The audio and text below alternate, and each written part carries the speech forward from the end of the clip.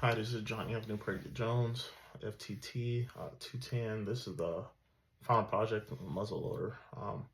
Sorry if I sound a little off or lack of energy. I am getting over tonsillitis right now, so throat kind of hurts, and finally getting my energy back after a week of not working and being bedridden. Kind of sucks, but I'm almost better. Um, First part of this project, I will submit all the pictures that I did going forward with this project, and the process going through and every detail that I took in there. Every week I did upload them, so I'm using those same pictures and just pretty much have a little short description of what everything looks like, what happened, and um, what that process looks like with those pictures that I sent. When I first started, I got this package from SDI. Never seen it, never done a package like this before. Grabbed it, unboxed everything.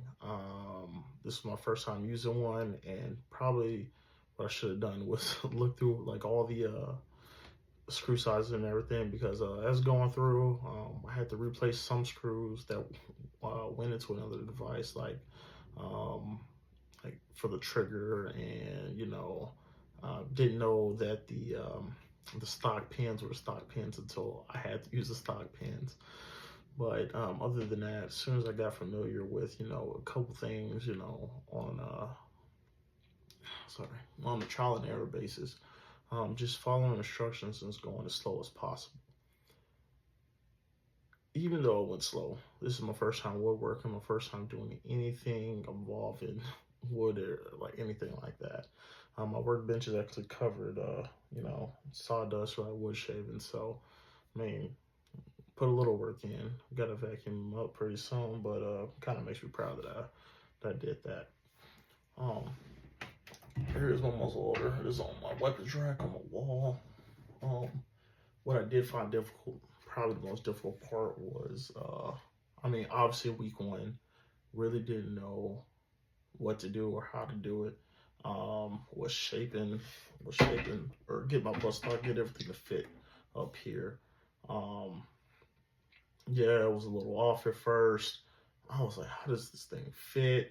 But watching the videos, providing resources, and even looking on YouTube at some other people working them, taking your time and just working it, taking your time and working it.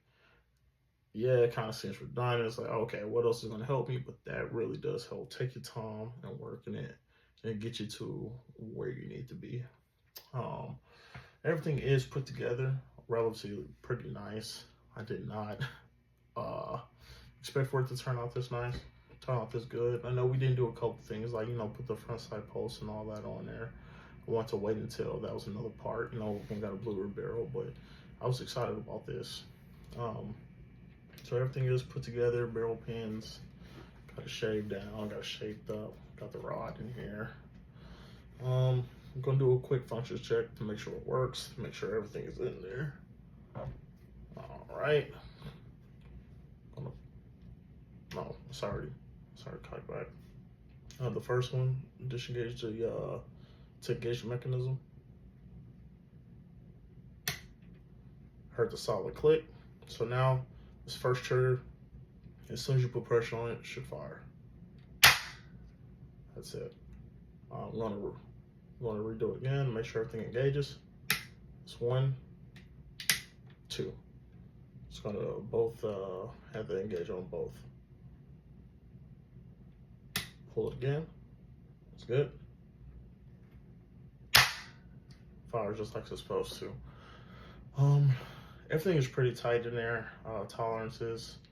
The first part of inletting the locking group, that was pretty fun. Just doing exactly what I was supposed to do by putting like the inlet solution on there and landing in there, finding hot spots. Didn't really. I knew what hot spots and stuff were. I knew what the premise was, but like, did I really know? Like, I didn't until I actually dropped that mechanism in here, and I had to shave it down. And once I did shave it down on certain parts, I saw how the locking mechanism fit better in the parts I did shave down more accurately than not. So once I did the locking mechanism part, did the first part of that inletting, that kind of drove me forward to like, okay, the inletting for the rest of the stuff, that's how it's going to go. It's going to be an easier process. Um, Not gonna lie, this is definitely a unique process. I told my buddies at work about it. Obviously, I want to get into building a lot more rifles and stuff. I'm pretty sure that's going to help me. That's going to help me with building those shotguns or rifles or something, or chassis guns. I'm pretty sure that that attention to detail is going to help me as a gunsmith, or just as a shooter. The fine-tuned parts that I need to know about on a gun. Sorry, I'm gonna read off of this just because I just want to make sure I hit all the points. I'm going to do the part 2 and 3 on the video and submit the photos for the part 1. Sorry, I'm a little out of it from the tonsillitis, a little tired. Other than that, it took me, at the end of the week, because I worked a busy schedule. At the end of the week, I would have to sit around 2 days. Fridays and Saturdays normally my days to work on it, because you can work on it in a day, but like, can you really work on it, get the shape that you want, shape the buttstock how you want? You really can't work the wood the way you want it in a quick rush job if you're inletting and you're fitting all your stuff in there too. I feel like it's 2 different processes, and you need to kind of make sure you have the time to do that. Other than that, this was a great experience. This was a good lab, and I really wish there's more labs like this.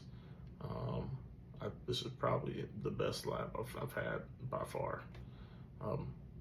Looking forward to finish this thing in the next class, and thank you for your time this week.